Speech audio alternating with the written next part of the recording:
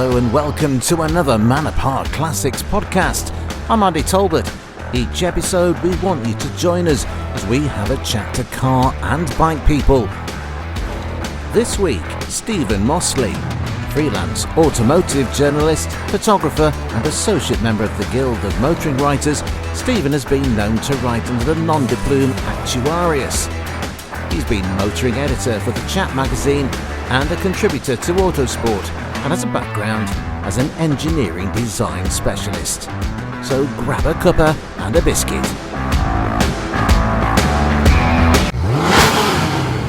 Welcome, Stephen. Tell me about yourself, Stephen. How would you describe yourself? I would describe myself as a jobbing photographer, artist and writer. My main job is actually related to engineering, and with a background in engineering design, some of it in the aerospace industry, and I'm currently working for a university as a consultant.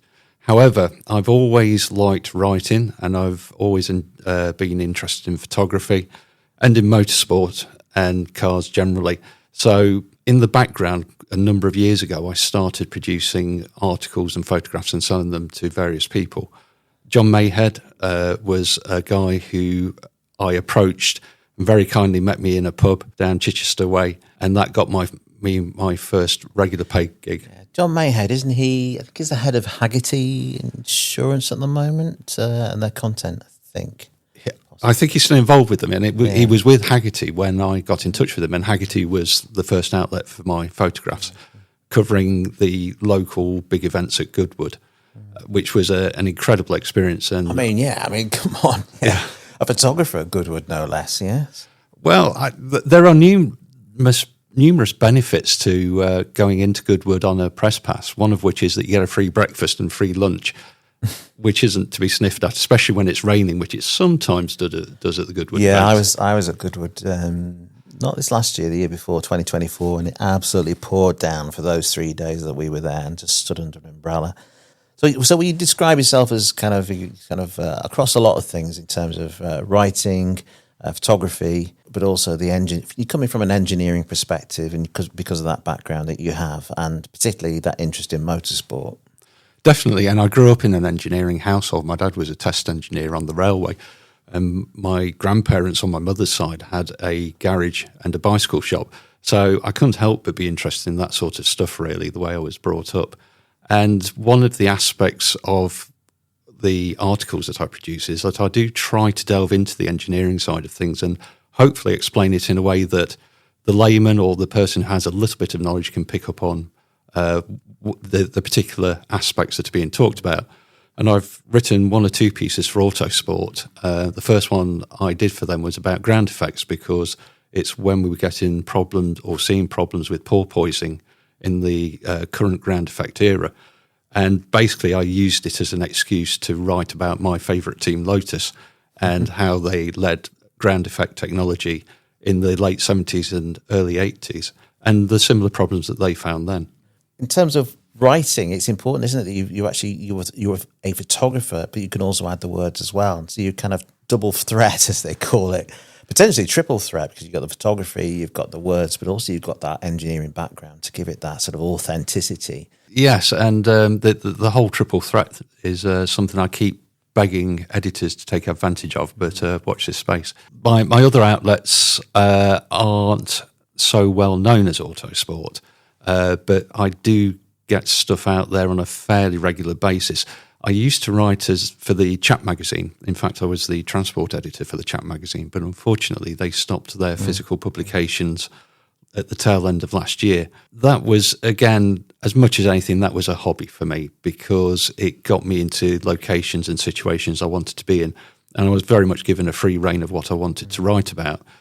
So that's probably actually one of the most consistent outlets for my work, but it was a very enjoyable one, and it was a privilege to be a part of the journey of the Chat magazine. Yeah.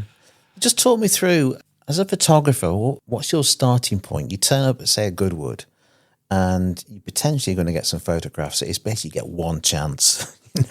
You know, there's that little tussle between cars coming around a corner and you're on the bottom of the straight, potentially. I don't know. How do you place yourself? Where do you start? Well, you've arrived there, you've got your equipment, You look at across some muddy fields, you get to the trackside, you've got your pass and your bib, you're at the trackside. Where do you place yourself? How does that all work? How do you set yourself up to get the best shots you can? What's your process? There's a very short answer to that, and actually a more reasonable one. And the very short one is there's a very famous photographer who's been photographing motorsport, including Le Mans F1 and so on, since the 1970s, called Jeff Bloxham. And he has something of a reputation. If you find him and stand next to him, something's bound to happen in front of you. Yeah. However, if Jeff's not about, or you want to do your own thing, the prior knowledge of the circuit and the situation helps an awful lot. And of course, in this day and age with the internet, you don't have to go there and actually walk the circuit, first of all, to get an understanding of the layout and where you're likely to see something good to take a photograph of. But the main thing is that the same rules apply to motorsport photography as apply to photography in general, is that you need to understand what you're trying to take a photo of, the conditions, and how you set up to achieve the best image that you want to get. And one of the things that I particularly try to incorporate in that is that if you have a photo of a car in front of a fairly innocuous background and you're pretty tightly zoomed in on it so that the car completely fills the image and is front three-quarter, it can be anywhere. So context is very important for me. So, for instance, with Goodwood at the circuit, there's the chicane, which is very distinctive in the way it's built and the way it's got the flowers across the top. Everyone gets photos of cars coming through the chicane at Goodwood. If you take a moment to consider your angle, and that by zooming back you can get more context within the image as to where it is in the event, then it makes a more complete image for me. And likewise, as you come round the final corner, I'm trying to remember which one, it's not Madrid, that's the first one, but the last corner as the cars come through, if you take a photo of the car going away from you, you have the grandstands on the left, you have the pits in frame, you have the chicane actually in the middle in the distance. So again, you get a very, very real sense of location and context and event. And it's finding that balance. It's if you were at Alton Park and you didn't get a photo of the cars coming out of Lodge and coming over that crest, you'd kick yourself. But you have to also bear in mind that everyone will have photos of that particular view. Are you trying to tell a story of that event as well? So that particular race, are you thinking narratively as well about a particular tussle, or 1-2 or position? You wouldn't necessarily be concentrating on the backfield. There's purpose behind that, just to get a nice shot. Is that ever a reason to take those photographs? Or are you solely thinking about the narrative of that event? I would say that it is difficult to form a narrative of an event through the photos. And there's a number of reasons for that. When you reproduce the photos, whether it's online or in print, you will have a limited number of photos because, for instance, online where we may think that there's more opportunity to upload more and get them in front of an audience, if you load 200 photos up, no one's going to sit and look through all those 200 photos. So you still have to look into the images and the ones you want to show.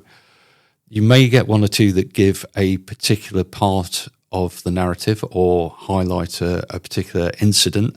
So if you're, I shall say, lucky enough in that we never want to see major damage, we certainly never want to see anyone hurt. But if you're lucky enough to have a benign but spectacular incident happen in front of you, then you need to capture that, otherwise you're no photographer. And again, when you're at a circuit, if it's 1.5 miles in length, by the time I carry 2 cameras and 3 lenses so that I can set up in any particular position and swap between the cameras for what's happening in front of me. By the time you've carried that around 1.5 miles of circuit, you know about it. And chances are you will be at the far corner when something happens at the other end. Yeah. So you can't really do that, but you can look to see where incidents happen, where there's something spectacular, where people naturally have the tail out on the car, so you get a sense of movement in the photograph. And also something that I've noticed is that within 2 laps, you can usually tell who's going to spin off at some point because there is something about the way that they drive. And a number of times I've got photos of cars in extreme angles at the very least because a lap before I've seen them come through the corner and thought, you're going to try a little bit harder that next time. They're pushing it to the limit, aren't they? And you can see, I know what you mean. Yeah. Sawing at the wheel and the front end or the back end going out. Which is great for photos, but not very good for your lap time. With all that taken into consideration, where does this interest all start from? How did you end up in this position where you have that initiative to write, to do the photography and have that interest in motorsport? Does that come from any particular interest in a particular marque or any particular experience growing up? My dad was actually a mechanic years before I was born. He was working on the railway by the time I came into the world. But it was never really part of my life growing up. And then when I went to secondary school, I fell in with a bunch of guys who were already into Formula One. And I guess that lit the fuse for me. And then as I started getting interested in it, it reawakened an interest in my dad. So between us, I think we got into the scene as it was then. Again, this is late 1970s, really. And it's strange how these things work out, but the team, the Formula One team certainly, and the car manufacturer I've always had a deep interest in is Lotus, and it's because of the engineering solutions. There's very clever. Chapman was undoubtedly a genius.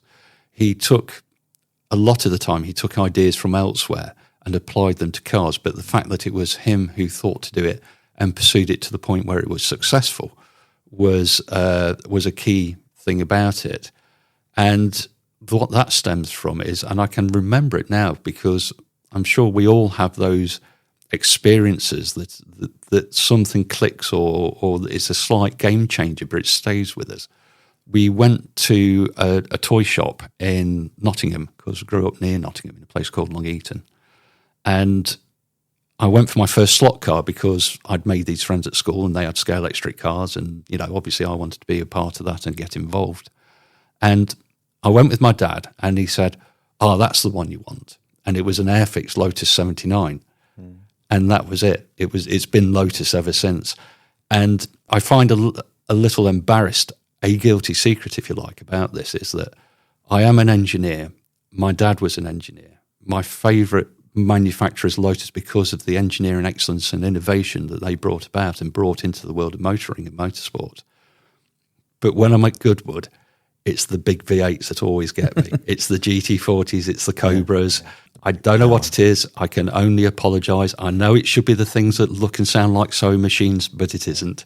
No, I see what you mean. I mean, it's the same with me. I'm into small engine cars and mainly air-cooled VWs. But, give me a 68 Ford Mustang GT Bullet spec, then, that's... But, I've only ever owned one Ford in my life, and that was a little Fiesta van and that I used when I was a student. But top of my list is that kind of dream car, I suppose, which we're going to come on to. So we're asking our individual guests about their dream garage. And so some of this information we've already gleaned from it at the moment kind of might come into play for the motorsport and the kind of the written word and the engineering background. So can I ask you for your first choice of your dream garage, Stephen? Well, we discussed this beforehand, and the spanner in the works is we talked about the context of whether it should be attainable or not. My pick for the first pick for the dream garage has to be a vintage Bentley, and the blower 4.5 in particular is what I hanker after. It has that X factor. We all know that it was far from being the most successful vintage Bentley. If we were looking at what's more attainable off the back of that, then if you look at a Turbo R or one of the first series of the modern era Continentals, both of which I think are really fantastic cars, you can get them for about 5K. If you spend 5K on one, then how much are you going to spend keeping it on the road? If you look to maybe get a really good example for 10 to 15K, then I think something with the Flying B on it. I think they're a victim of their own success, really. When, again, I remember as an adolescent, as much as I've always been into Lotus, I have also always been into Bentley. I have a particular interest in the pre-war era and Art Deco and so on and so forth. And the vintage Bentleys are what I landed on as my particular passion from that era. And I remember when the Turbo R came out, and this was the first real shift of Bentley away from just being a Rolls-Royce clone with a different radiator shell on it. And I think they struck out on their own, and they built comparatively a lot of cars. And there's only so many that the second-hand market will hold, I suspect. And that, I think, is why it's driven the prices down. And one of my dream finds, knowing that I won't get it, I'm at a stage in life where I could buy one of the first of, like, say, the modern era Contis when you're looking around $5,000 or something, if I really wanted it. But I have different priorities. So I can't quite justify that. But what I'm hoping is that at some point a couple will fall out and one of them will slash the seats of the car so that I can buy it cheap and rip out the interior and turn it into a lightweight special. And then that will be my Bentley Conti. Brilliant. Am I right in thinking you've got an interest in aeronautical engineering? Not only an interest, a background. There's a guy you might have heard of called Richard Noble. Yeah. And after they got the supersonic land speed record, he set up an aircraft company. Mm-hmm. And because... Well, we just say Richard Noble of Thrust fame and Thrust 2. Thrust 2, Thrust SSE, and I think his latest one is Thrust WSH. It's a water speed record boat that they're building. But we're talking land speed records... How many years ago is that now? The 80s? Well, Thrust 2 was in the early 80s, and one of the reasons I went into engineering, along with Concorde and the Space Shuttle, I always tell people it's loud, fast things. And then Thrust SSC was early 90s, early to mid-90s, I think. But yes, I after they got the record, we all got I was a member of the supporters club, we all got a letter through, which was typical Richard. Richard is exactly in person as you see him on the television, and he writes like it is swell. So we got this letter that said, "Hey guys, great, we got the record. I've got a new plan, but I can't tell you what it is. I'll keep you posted." I thought, well, I missed out on the last one. I'm not going to miss out on this one. So I sent my CV in, and he took me on, and I was a design office manager. So basically I was the first engineer on the project full time, and I set up and ran the design office and did some of the design work and all that sort of stuff. So I've been very fortunate with one or two things with my career. And this was one of them, in that it was a great adventure for a few years. And I got to be a design office manager for an aircraft company. Amazing. Just a sidetrack. Bluebird, the one that resurrected from Lake Coniston. Where do you stand in terms of that being resurrected and actually being run again? Do you think it should have stayed some kind of memorial? I mean, just wondered where you stand in terms of that. Does the engineering go before the memory of this guy that actually died in that machine? You can extrapolate it out and you look at the number of cars that have crashed and people have died in and have been rebuilt and they're being raced again. Right. So it's sort of relevant to your area here. But everyone has to make their own decision on it, I think. As regards Bluebird in particular, it's such an incredible boat. It's so iconic. It's such an incredible looking machine. It achieved so much, numerous records. It didn't just set the record once, it set it multiple times. But the absolute key is that Gina Campbell, his daughter, was happy with it being raised.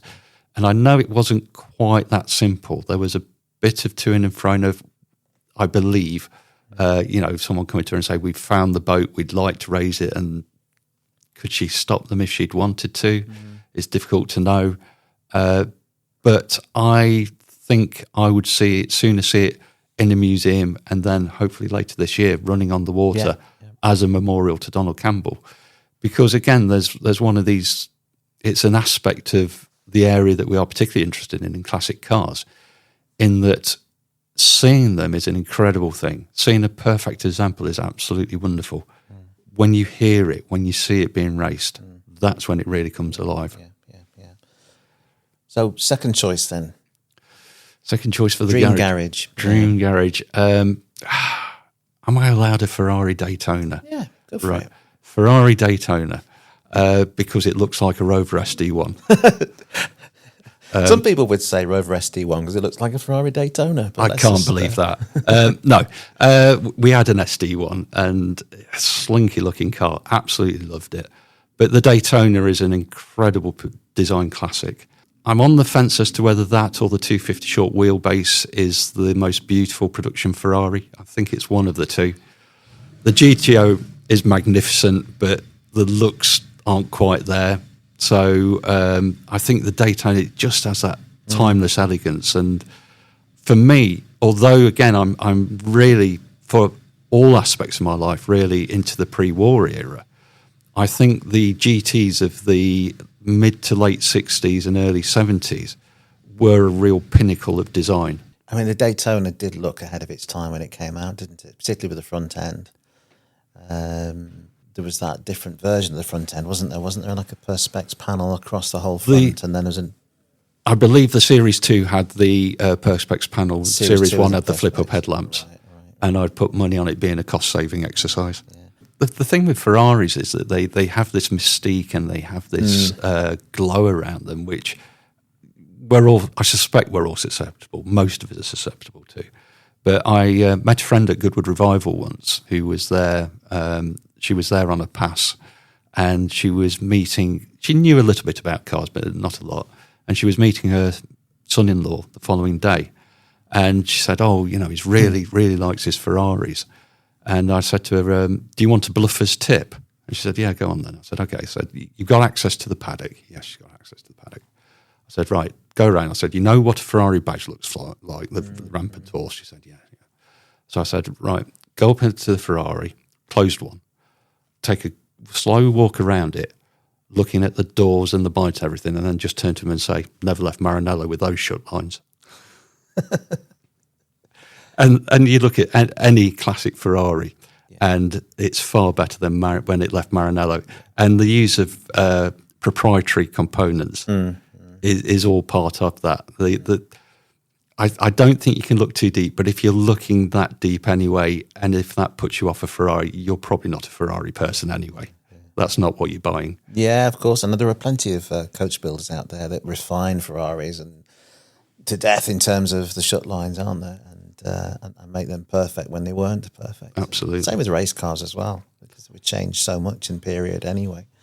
Okay, let's go to third choice then. Dream Garage, third choice. Third and final choice. Third and final choice. There are so many cars that obviously any of us want. We all pour through the magazines. We all like visiting auction houses and seeing what's out there and looking at different things.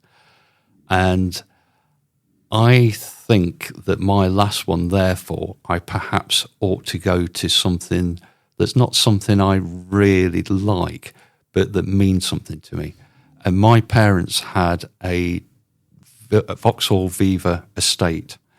And I remember my dad took me to Donington. And again, this was when I was just starting to get into cars. And he took us to the old Melbourne hairpin, which lies outside of the circuit, still does, on part of the estate. And he sat at the top of the hill and revved it and went down. And again, my dad's been into cars, like I said, into cars all his life, so he knows how to drive. And we went round the bottom corner. I don't think we were sideways, but in a 1300 Viva estate, you'd probably be doing something to do that anyway. And I think possibly just for that one memory at a time when I was starting to learn about the whole hobby, the whole world of it, I'd probably go for a dark blue Viva estate. I think that's one of the things that got me into classic Volkswagens, because my grandfather had a VW K70 and he had a VW 411. And I just remember the plastics and the smell of the vinyl and the type of carpet. There was like a Perlon carpet in those cars, and probably just things like the glue and the plastics and the smells that creates. It permeates your soul in a way. And of course, when it comes to your affinity to a certain mark or a brand, those things really are important, those early experiences, aren't they? Absolutely. There's nothing that smells like a 1970s BMC car in the sun, like a 1970s BMC car in the sun. No. Yeah. Not great. And I think in the 50s, particularly Beatles in the 50s, they used a glue that was based on a byproduct of fish. Likewise, the Triumph Herald. Really? Yes. So yeah, you can imagine why those smell the way they do. People talk about new car smell. Well, nothing on that. It's a different thing today. Yeah, it certainly is. Right, let's get on to wild cards. So we've done 3 cars in a dream garage. What would be a wild card? And this might tell us a little bit more extra about what you feel about automotive transport or any kind of transport, because your wild card can be anything cooler. I shall take that and completely run with it, Go on. because like I say, I went into engineering for loud, fast things. And for me, there are one or two vehicles that stand out head and shoulders above anything else. And one of these is the Schneider Trophy racing aircraft, and in particular the Supermarine S6. And I guess a percentage of people listening to this will know exactly what I'm talking about, and but perhaps some won't. The Schneider Trophy was an air race that ran between 1913 and 1931, and part of the rules was that it had to be for waterborne aircraft for a start, so it was flying boats and seaplanes. And another was that if you won the trophy 3 times within 5 years, then you got to keep it forever. The UK won in 1931, which gave them a run of 3, and you can still see the winning aircraft and the Schneider Trophy in the Science Museum in London. So what about this aircraft?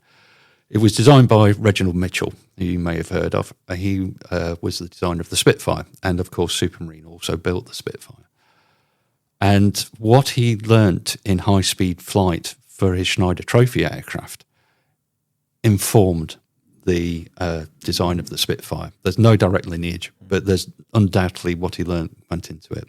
Likewise, Rolls-Royce produced a V12 engine especially for it called the R-Type, and what they learnt from that, they fed into the design of the Merlin. The R-Type as well later powered Bluebird land speed record cars, Bluebird water speed record cars, awful lot of different high-performance ultimate machinery. And the S6, it just looks like Art Deco with wings. It's absolutely fantastic. It's designed to a very specific purpose. It's a very pure piece of engineering.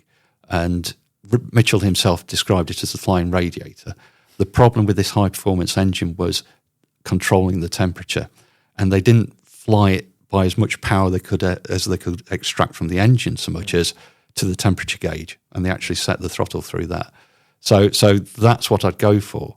And also, I'm getting to live out a little bit of my fantasy through this because the precursor of it was something called the Supermarine S5, again, Schneider Trophy Racer. It looks very similar to the S6. The S6 is bigger, and there's 1 or 2 notable differences. But if you look at them side by side, you can see the lineage. And I'm currently the chief engineer on a project that was set up to build a flying replica of an S5. So that's my little thing for the few hours I can find to do something extra in the evening. So how attainable is that then these days? And is there any kind of allowance for modern technology, or is this really just setting it back to year zero when that plane was built? Well, they were built in 1925, just to take the opportunity to throw a little anorak fact in there. And I'm thinking now, if I've got that wrong, someone will write in, I'm sure. I believe it was 1925. And it had a different engine to the S6. It had a Napier line, which again has a hugely illustrious history in land speed record braking, water speed record braking, and so on, as well as service with the armed forces and in civilian aircraft. You can't have one of those. You have to have a modern engine for it, because you couldn't get the flight hours on it. Yeah. You have to bear in mind, if this is to be a flying replica, you have to make certain pragmatic choices. What our project is actually based on is a replica built in the 70s, which unfortunately crashed in the 1980s. And this is using the plans for that. Right. But we shall also look at refining little bits here and there where it's appropriate. Yeah. And the best way to look at it is the construction is different, because the S5 was duralumin, which is fine, but it's very prone to corrosion in seawater. Right. Not a problem if you're only racing occasionally. If you're looking to exhibit this aircraft more, then it's an issue. So it's made from wood. If you think of it as something that will give you something of the sound of the aircraft, and as you stand there watching it pass, you won't really be able to distinguish it from the real thing. It's that, again, when we talk about cars, when we talk about hearing them rev in the background, or we see them being raced, it's exactly the same kind of thing. It's the evocation of it. Yeah, okay, that's it. That's where that word evocation comes in, isn't it? Really, because you can imagine famously in the last 10 years we've had 25 evocations of the Goldfinger DB5, wasn't there? And built from scratch, and of course people have built race cars as well. But where is that? The heart of that vehicle. For example, if you buy a Porsche Speedster, but it's running an Alfa Romeo engine in, then which is what happens. You've got the looks, but you've not necessarily got the engine sound. And again, it's a bit like classic cars with basically with electric propulsion, and that's a whole rabbit hole, isn't it? It certainly is. But yes, it's what you want to try and recreate, isn't it? To see something that shape flying, in the skies is one thing. Absolutely, and how far can we? Yeah. And sorry, I was just going to say that I think we also have to bear in mind that it's fine if we sit here and we pontificate about certain aspects. So I could say, and this isn't my view, but it's one that you see often, that a classic car with an electric motor isn't worth having because the sound is a critical part of it. I have certain views on it anyway around that, but to me that comes down to, if you have that classic car, if you modify it such that it can be modified back, that's the key thing for me, then it's your car. You have that car for what it means to you, and if it's sitting in there with the interior and the view out over the bonnet, and you sooner offset having drip trays under your car in the garage against not having the sound, then that's your choice to make. Of course, and it's the same as well, isn't it, with, I suppose, with a lot of kit cars. If you were talking about the Daytona before as one of your choices, the Ferrari Daytona, and thinking of the replicas that have been built famously, the American-built replica for Miami Vice, which they used. It's got the shape, you've got that, looking down the bonnet, it's the same as you would experience, but there are certain things that have to give way, and perhaps even in some ways make it more drivable, perhaps, than if you started from scratch, better than perhaps it would have been originally as the original car. So that same thought is similar for Plus cars it's more, like the Porsche Speedster. It's more attainable through that as well. That's the other thing. Again, I know people who get very upset about replicas. The key for me is that, and this is my own personal value, there should not be a badge on there indicating that it's something that it's not. Mm-hmm. Apart from that, if it looks exactly like a 250 GTO, a Daytona, whatever it may be, or a Speedster, I don't mind so long as you're honest about it, because you're living the dream as best you can as you're able to, and that's what's important. Mm-hmm.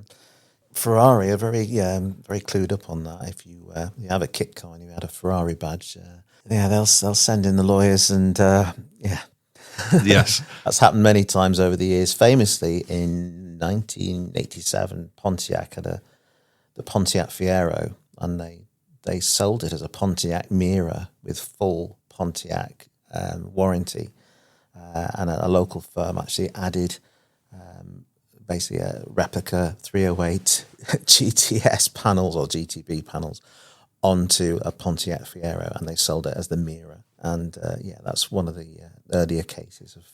I know. I don't know what they were thinking of, but well, I know someone who has one of those. Really? So if you're interested in a future article featuring, I think the Mira is fabulous. I've owned two Pontiac Fieros, and I think the story is amazing. The fact that they brazenly thought they could get away with it, but utterly deluded. It's not a bad copy. It's all right to look at, and the interior is completely Pontiac Fiero.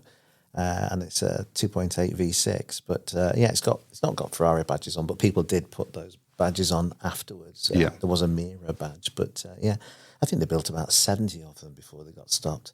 But if you own something which has the prancing horse on, you need to beware. Prancing horse, of course, I was told was the same horse apparently that's on the Porsche badge.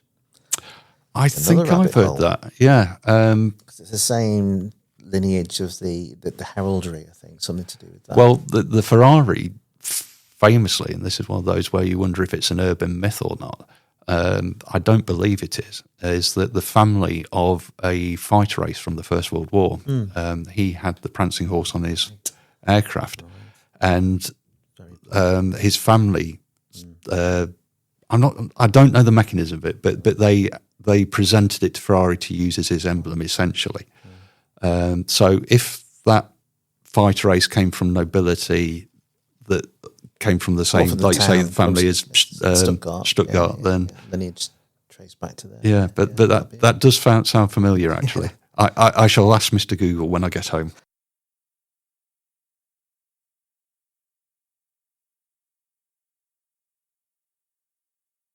Thank you very much. We can find you by the side of Goodwood Circuit at some point this year. It's going to be interesting to see how it all pans out. But yes, basically, if there's someone in a tweed jacket and a cravat, it's likely to be me, unless you're at Goodwood Revival, which is about the only place everyone else dresses like me.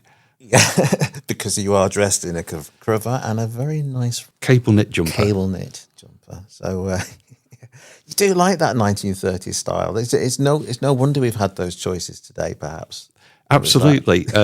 Again, when I was growing up, I became aware of Art Deco. I became aware of things like Futurist art, the very distinctive 1930s stuff. And I just fell into it. And then I just have to wait until certain aspects become fashionable again, make the most of it, and then it all disappears again. And you've arrived today in an MGB GT. V8. Sorry, I didn't see. Right, in your V8. Yeah, very important. I always tell people it's an MGB GT, but the V8 is the important bit. And I always think that there's two aspects that every classic car should have. One is a name, and the other is a push-button starter. This one's called Fury because it's a V8, but it's not that fast, but it sounds great. So it's from the Shakespearean quote, all sound and fury signifying nothing. And the starter button in it, as it happens, is out of a Supermarine Spitfire. No way. Yeah. And the Chevette I have also has a Spitfire starter button. You can also hear me on ITV4's Auto Mundial car review programme and the Motorsport Mundial Motorsport Highlights show every Sunday. Bye-bye for now.